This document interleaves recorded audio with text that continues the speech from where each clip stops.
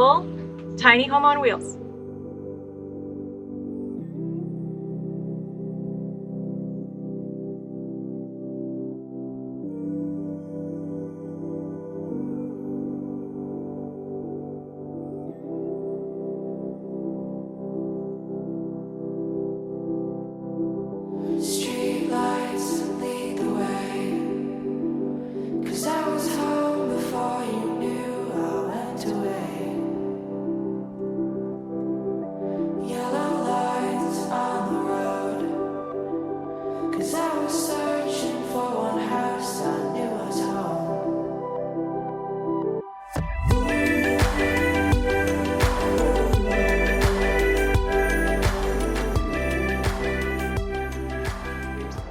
Hello beautiful people, and welcome to our van tour. Finally, after 1 year of building and 3 months of full-time travel, we're going to give you a full tour of our van and talk about all the ins and outs. Directly from Mexico, so if you hear any noises, there's also a big party going on. So let's get right to it. It's a typical engine, guys. Nothing really special besides one thing. We added a ISO temp. And to add the ISO temp, we had to bypass the coolant system, right? So if you see right here, here are the two valves. And actually, I have to turn them off because we do not need hot water right now. And this system allows us to cut the coolant to bypass and provide us some nice warm water. So what happens is, if you see over here, if you see those two tubes, that's before the heater. So we had to split them, and one of them goes to, actually both of them go to the hot water heater. They circle around the ISO temp, and they come out on this side. So when we don't want hot water, the only thing we have to do is to shut the valves down. The other thing that we added to the engine was the DC to DC, and what happens is That's the alternator right there. Yeah, and what happens is when the alternator, the DC to DC system, realizes that our batteries are a little weak, the alternator will charge our house batteries. When they get topped up, it goes back to the van. Since we're still on the outside, the other thing that we added was the paint protected film. Although we didn't do such a great job, I'm happy we did, especially driving down here in Mexico. And you could see all the little buggies and dirty. If I peel this right out, I'm sure not even a scratch. So I'm very happy. We added some over here, and on top. The other thing that we did, we added a rubber around. The reason is because Ford Transit is known to have some leaks going inside. When it's raining, water seeps down and you get water infiltration inside. So we added this rubber all around the van. The tires, we didn't do anything special. We kept as that is. We didn't upgrade to bigger tires or anything like that. We actually ended up buying winter tires, and that's the ones we have. We bought some cheap tires, and the only thing we want to do is kill them in Mexico. When we get back home, probably going to put back the originals. We also got two nice, beautiful big windows. Absolutely love them. They have a nice tint to it, you know. You could still see inside, but you really have to get close. They're motion windows from California. You have to order them in advance because it takes some time for you to receive them. They slide open, and also there's a screen on this side. And that goes for both windows. To complete our electrical system, we added shore power, right? So for those rainy days that you're at a campground, we're under trees, there's a lot of shade, and if we're using a lot of the batteries, we plug these guys right up, and we could use everything inside with no problem.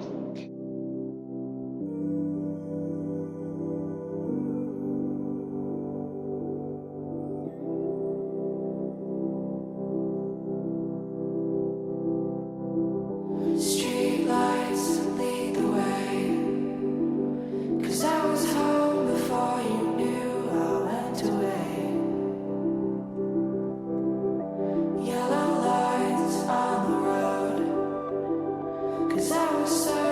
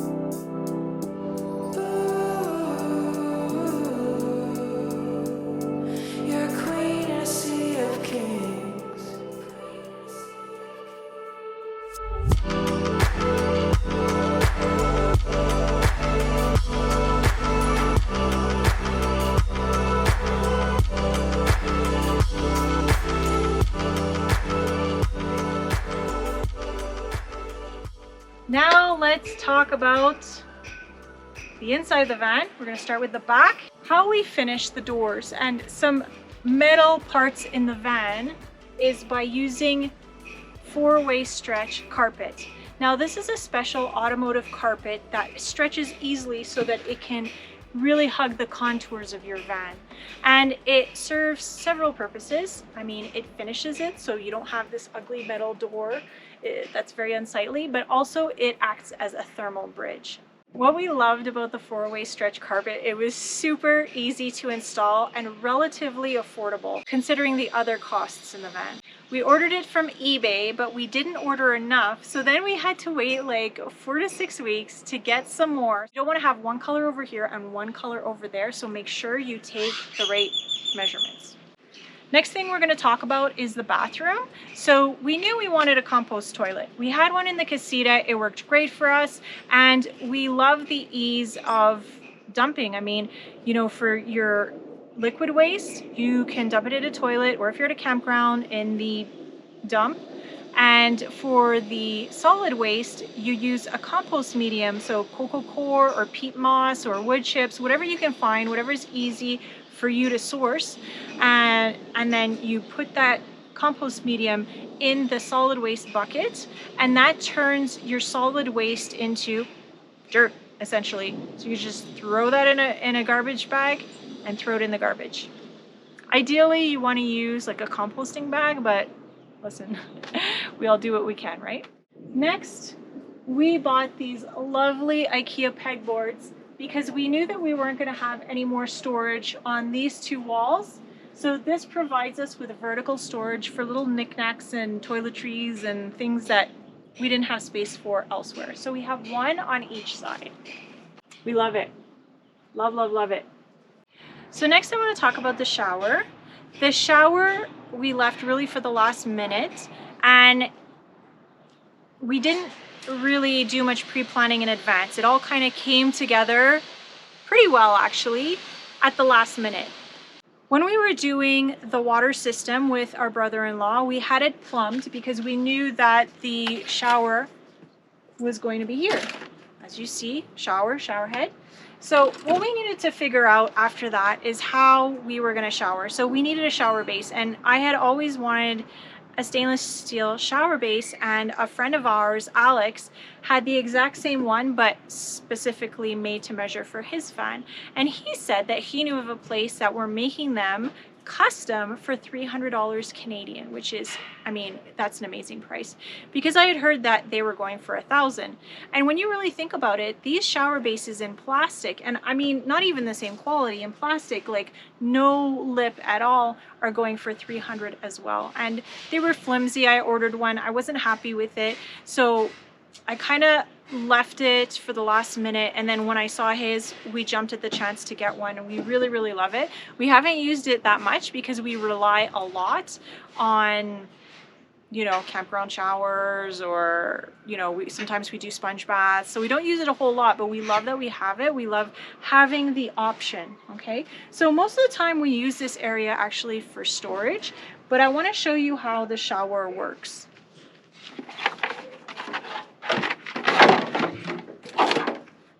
This is our gray water tank. Now, one thing about our van that was super important for us was that we didn't have to winterize. All the tanks needed to be inside. Another thing that we wanted, but we'll get to that later, is for it to be propane free. So let's talk about the gray water collection for our showers.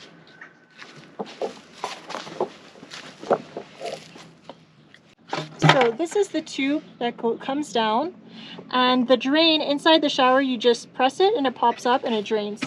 So we're not talking about 30-minute showers here. We're really talking about just to clean the dirty bits, and then we collect the water here and we carry it with us until we find a place to dump, or if we're at a campground, we can dump it right directly into the dump. Not sponsored by Canadian Tire. This has actually proven to be very useful for other things. For example, preparing the compost medium for the toilet. And I had a little bit of food poisoning yesterday, so that was like, I was using that just in case I was sick. I wasn't sick, thankfully. But, you know, I mean, it's really, really useful. So let me me show you everything that we have here. Okay. So this is your water inlet for our tank, and we have a 30-gallon water tank, which we will show you later. Now this is the air valve. So we have to keep that open when we're using it and when we're filling it, but when we drive, we want to close it, and we're trying to keep unnecessary water spillage, so that's why we have this tube here. This is our shower mixer, which gives us a preset temperature. We're not sure that this was the best way to go, but we're living with it for now, and we might change it later on.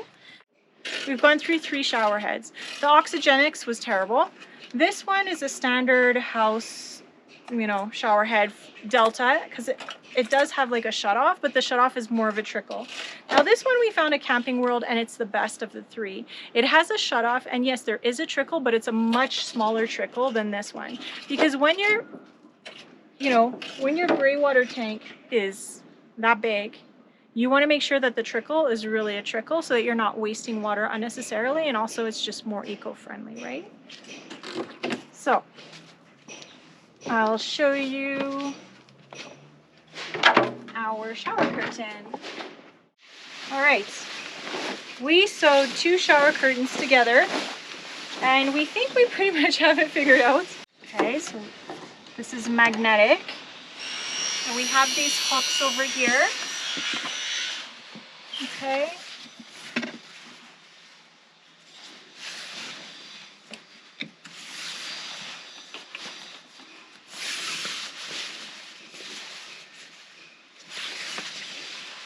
Okay, so the other thing that we do, so we have these clips here, and these are to put at the bottom to weigh down the curtains so they don't come outside of the shower.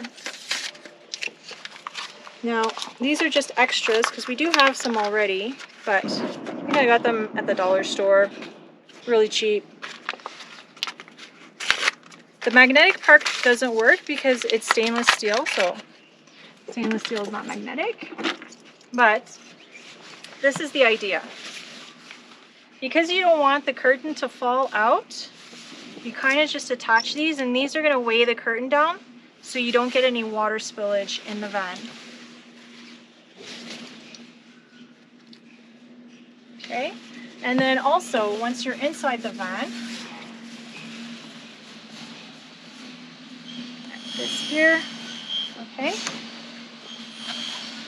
and then you close this here also with these clips.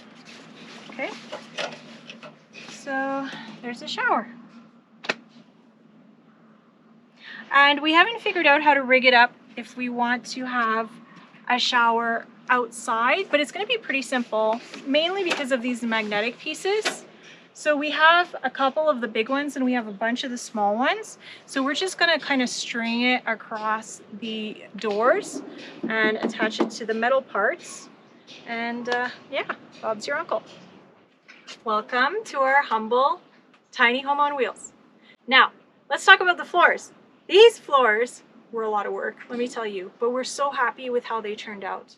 The first layer is mini cell. Second layer is XPS board. Then we put the plywood, and we used a Baltic birch plywood. I don't remember the details, it's a long time ago, so we have a video about it. Go and check it out if you want all the details. And then on top of that, we put sheet vinyl.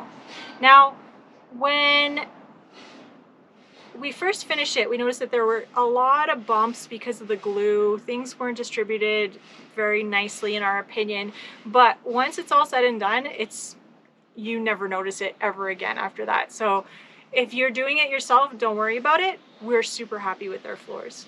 So let's talk about the cabinets. These cabinets are awesome. They're super, super, super light. The reason why is because we used aluminum angle and aluminum tubes. And we covered that with 1/4 inch plywood, and we covered the 1/4 inch plywood with wood veneer. That makes it super light. Even though it's super light and it's super secure because we put everything into cross nuts in the van on the sides, and then we screwed everything to the ceiling, so furring strips in the ceilings. So even though these cabinets are super strong, we don't really store anything super heavy in them. We do have some pantry items, but mostly it's just clothing and linens. Another way to keep it lighter was by using curtains instead of cabinet doors. Now, I don't particularly like the look of this particular curtain, so I'm going to come up with some other idea, or we'll do some research down the road. Same thing for the beds. So aluminum angle, aluminum tubes, that's what makes up the frame. And to that, we glued on the 1/4 inch plywood, and then on top of that, we glued the wood veneer. His bed is 80 inches by 25 inches. My bed is 74 inches by 25 inches. And the reason for that is because he's so much taller than me. We realized later on we could have made both the beds 74 inches because on my side of the bed, my side of the van, he could sleep easily and comfortably.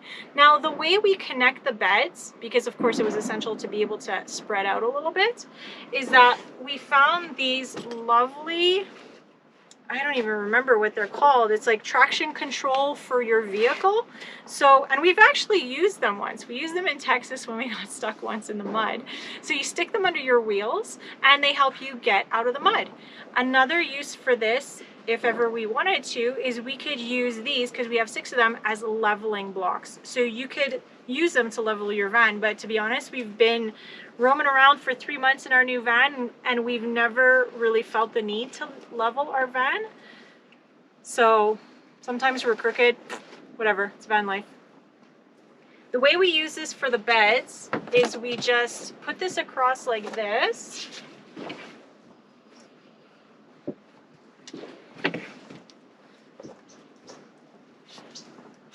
And that's how the beds attach. It doesn't give you a lot of actual support, so we don't put most of our weight on this. We prefer the support of the plywood of the actual beds. But it's nice to kind of, you know, spread your leg out, spread your arm out, or whatever, you know, for a short amount of time. If you're not a fan of that solution, you could also add one piece right here. So the exact same size as this top, put a piano hinge here, all right? And then fold it out so that it meets here. That would be another option. We made holes here for one so that we could open this wooden piece here and get under the bed, but also so there's a little bit of air circulation. For the bench cushions and mattress, we ordered a mattress from Amazon. It was super cheap. It was like $300, 5 inches, and it's a firm. So it's super, super firm for us, maybe a little bit too firm, but at 5 inches, you can't really get too soft because you're gonna sink and then you're gonna feel the platform, right?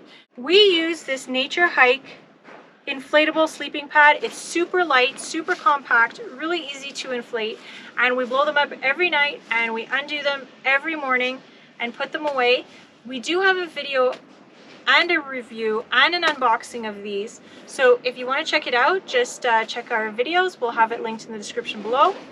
And yeah, we love this. It makes our beds so much more comfortable. That's what we did for the bench cushions and our mattress, and we covered it using a free fabric, and it happened to be the perfect fabric. It was a Sunbrella fabric. Now, what's special about that fabric is that it is resistant to stains, it's resistant to water, so it's what you see on outdoor furniture cushions. So that's the kind of fabric it is. We got it for free and we pretty much used it all over the van. We used it to cover the sink, we put a little curtain there, we used it to cover the toilet, we used it to cover the cushions. Even the sides and the back of the cabinets are covered in that fabric. We had so much we could have wallpapered this place in fabric. Right now we keep our laundry here on top of the water tank, and it's a 30-gallon water tank. Okay, we don't have much storage in here because there's a lot of pipes, there's a lot of stuff going on already. And also when this is really hot, we kind of need to keep plastic away from it because it gets piping hot. So, you know, we have things like toilet paper down here, we have some toiletries, I have my yoga mat, and the dirty laundry, but that's pretty much all we keep. So this is our IsoTemp hot water heater. That's the one that we talked about that is connected to the engine, and it takes coolant from the engine to warm our water so that we have hot water. And that lasts for a good 2 or 3 days after we've stopped driving. We love our 30-gallon water tank. We usually don't fill it all the way up because we're always paranoid about water spillage. But, you know, the fact that we can get, you know, 25, 26, 27, 28 gallons and bring it with us, let me tell you, we don't have to fill up very often.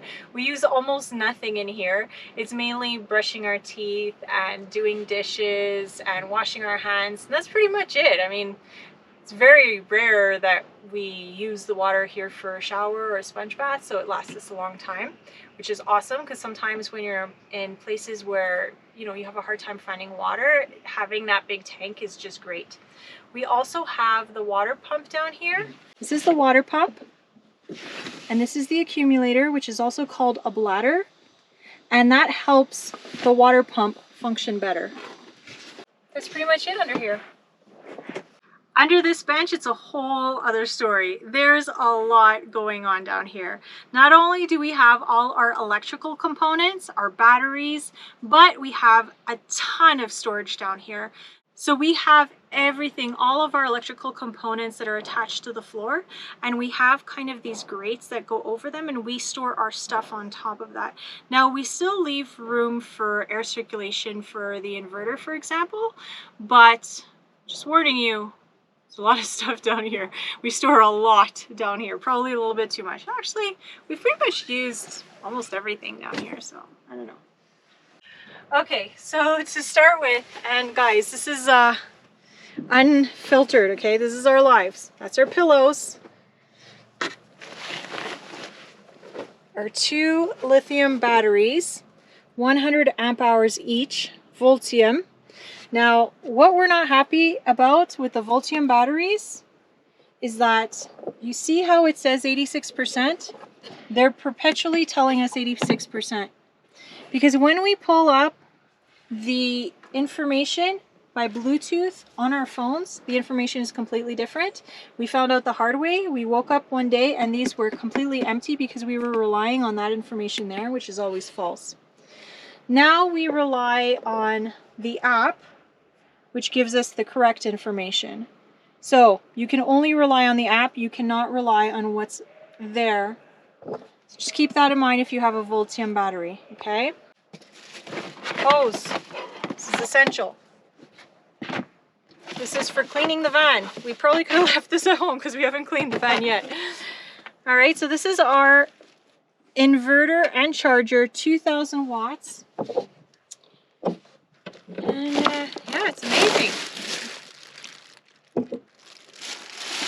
This here, we had to buy it, didn't come with our electrical setup. It was pretty expensive. It was over $100. So this is what connects you to the pedestal. All right, let's close this guy up. So next, cannot leave home without my Dyson. Let me tell you, I love this thing. It's a godsend. This I probably could have left home because I don't get to it that often. This is my hobby. It's sewing, it's quilting. It takes up a lot of space, as you can see, and I haven't touched it. I think I've touched it maybe 2-3 times since we started in September, so could have left that at home. The other thing is here I have a bunch. Now here is a bunch of stuff like a caulking gun, silicone, varnish. We have these bungee cords, sandpaper, jumper cables, just a lot of miscellaneous stuff that we thought we might need. We didn't want to leave home without. Now these bins I got at Costco, these are awesome. You can see exactly what's in them and they stack really easily. This, I got this at the dollar store, but I realized I have to weigh them down because we use them on this trip and they fly away in the wind. So just if you're getting these from the dollar store, make sure you find a way to weigh them down.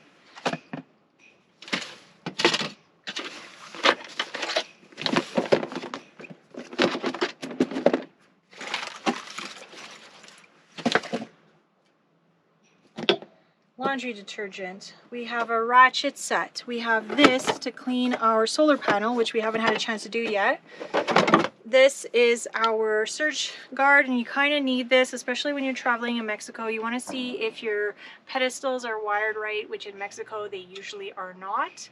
So you have to find another solution if you need to ground your camper when you have it connected, and we can show you that later.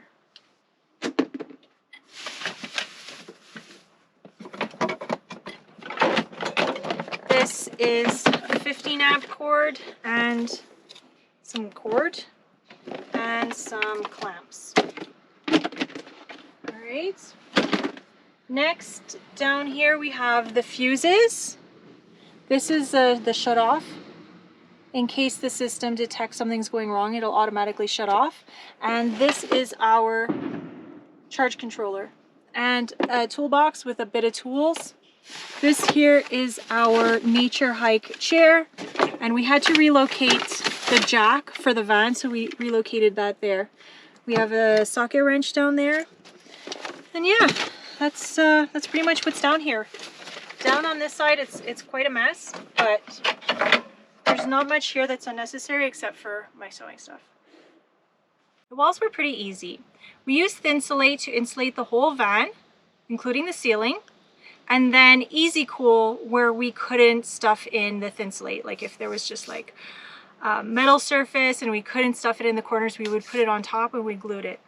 On top of that, we put this 1/8 of an inch Baltic birch plywood and painted it and varnished it and called it a day. Honestly, we didn't put too much effort into the walls. It was a bit of a noggin scratcher for us. We didn't really know what to do. We had several ideas and we figured this would be the simplest. We just wanted to get the project moving along and figured that later on we would be able to change it rather easily because they come down easily. I mean, it's just attached by Velcro.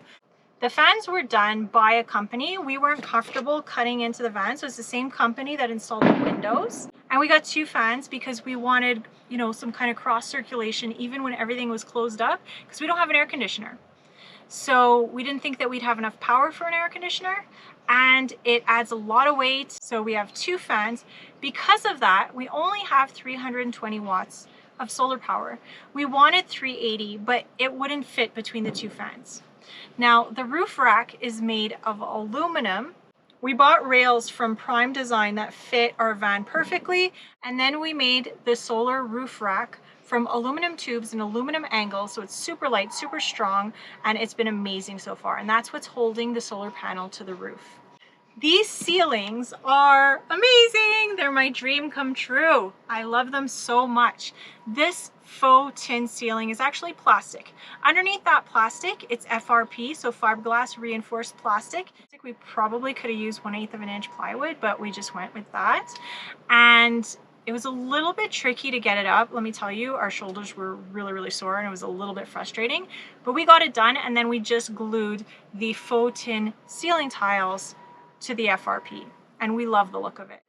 We have 10 LED lights in here, and they're in 3 zones. So we have 1 zone here at the front that you could turn on and off down there on the sink.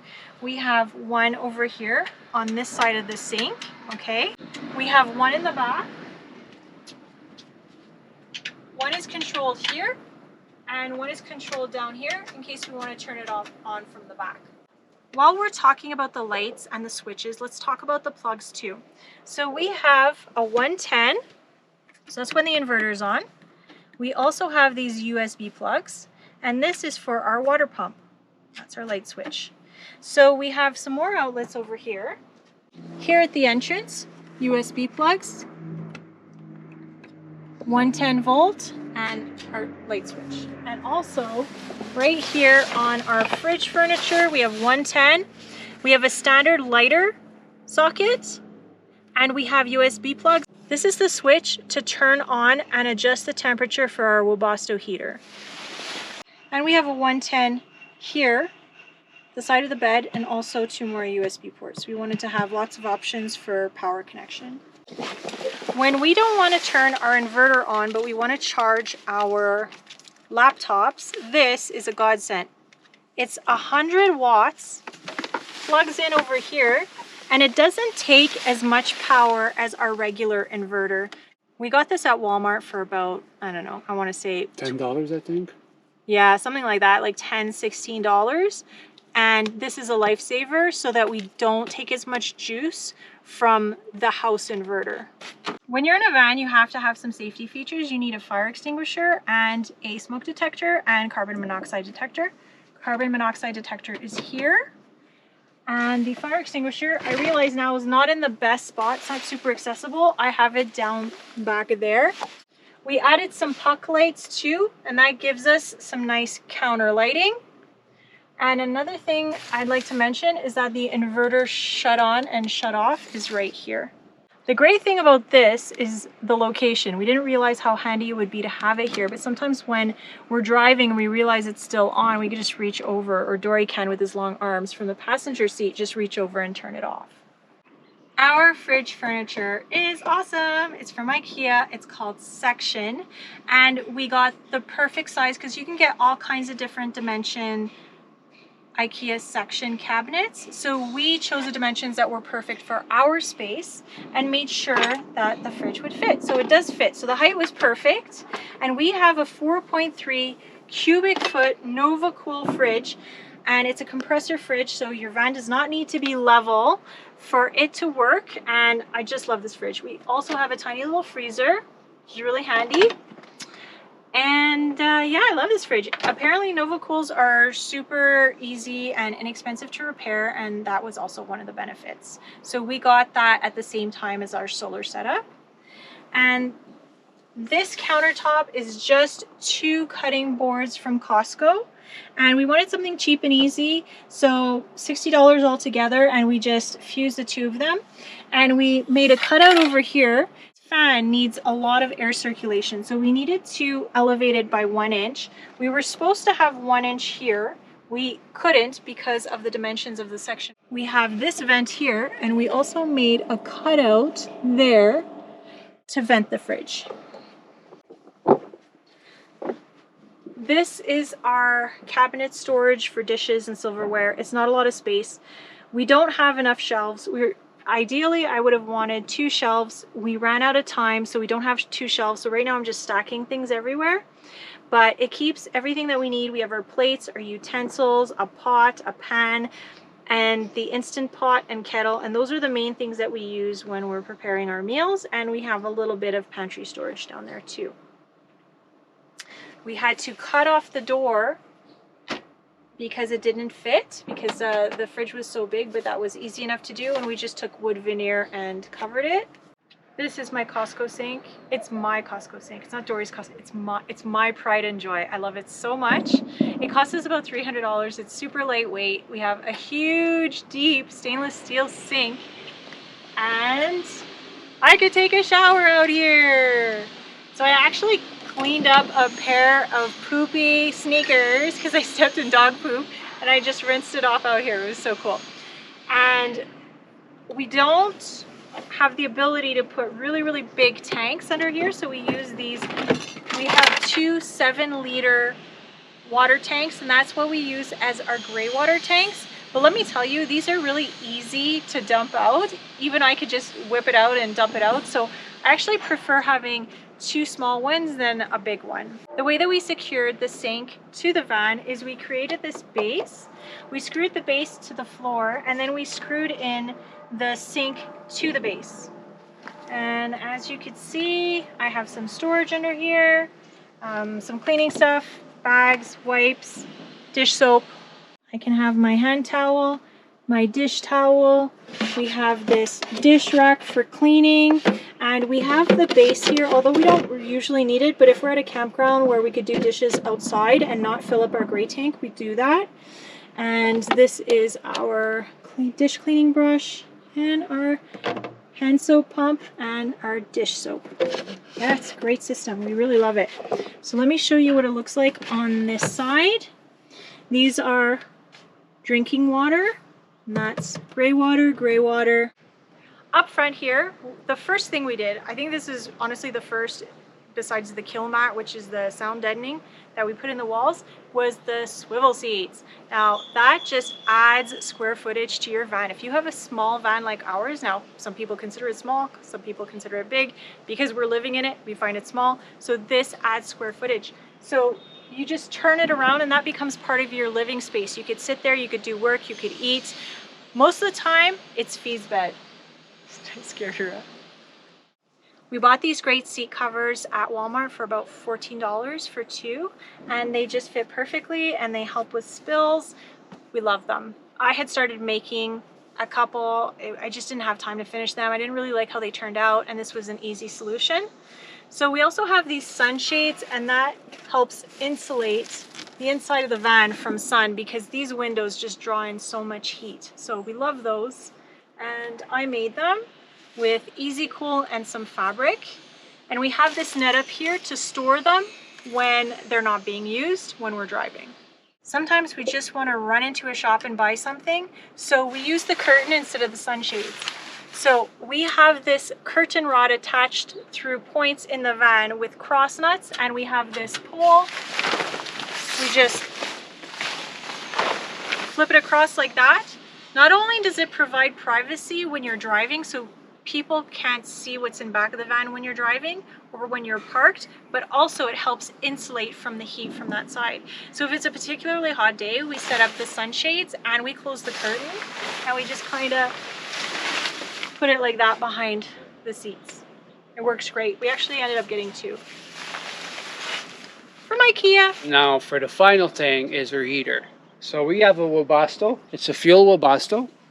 It exhausts right there. The machine is underneath. The way the Webasto works is it takes fuel from your fuel tank, right, and it runs all night. So you got to make sure you have enough fuel, but not to worry.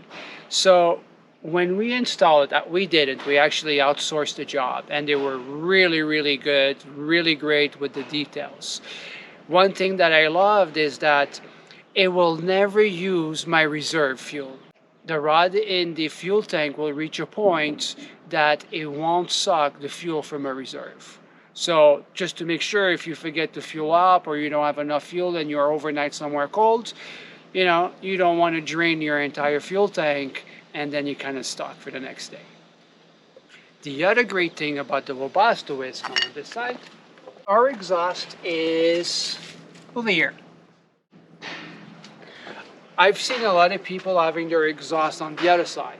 And it's kind of like, you know, if you have your door open, if you need to go somewhere, you're going to get those fumes. So when they installed it, I didn't even think about it. They just put it there for that reason. And honestly, I'm so grateful for that, because early in the morning, you got to go to the bathroom. It's a little chilly and you do see the smoke coming out. So it's kind of great that it's on this side. So this is how we find water.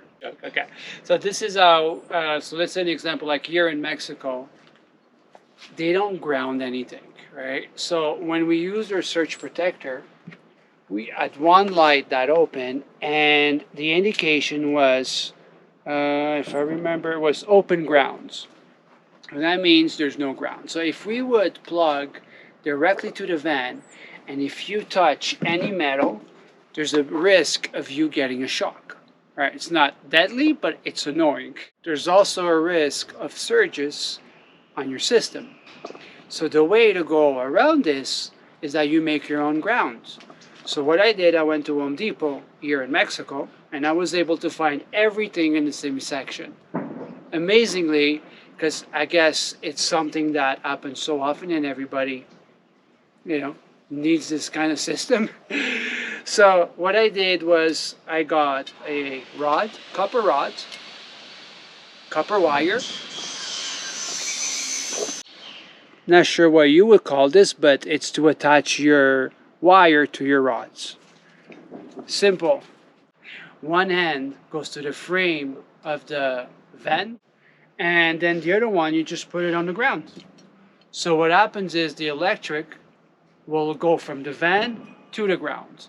And funny enough, the second I was done doing this grounds, both lights went green. And you want to make sure, you know, it's in the ground, so it's solid in the ground. You don't want it to be loosey-goosey, right? So at least, I don't know, 3/4 to halfway kind of thing. So overall, we're super happy with the build. We're super happy with the van, you know. If I was going to change one thing, maybe it would have been the batteries. We didn't know much about them at the time. Now I know I have to check my app. It would have been cool to just press the button because it could be a little bit of annoying going on your app. Sometimes it doesn't connect. You know, you got to close your phone, reopen. It's just a bunch of work for nothing. Knowing that, I probably would have chose different batteries or maybe a digital screen where we could see the in and outs. For me, what I would change is the shower mixer, and we didn't do a whole lot of research before we did that part, the shower, so that really is our faults for not being prepared. But other than that, we would like to get a lagoon table so that we have an eating area, an eating table between the two benches. I hope you guys really enjoyed the video. If you did, please like, subscribe, and hit that notification bell. That way you'll see all of our videos. And if you have any questions, feel free to leave them down below. We're also going to link all the videos of the build so you can see step by step. And yeah, see you on the next one. See you in the next one. And we're rolling. So overall, I'm super happy with the build. You said we're rolling.